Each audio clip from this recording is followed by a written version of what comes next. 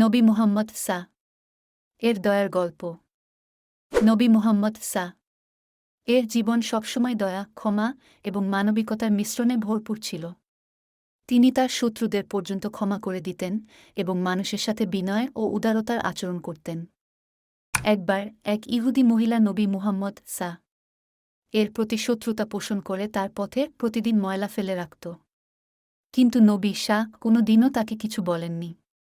একদিন নবী শাহ লক্ষ্য করলেন যে মহিলা আর ময়লা ফেলছেন না।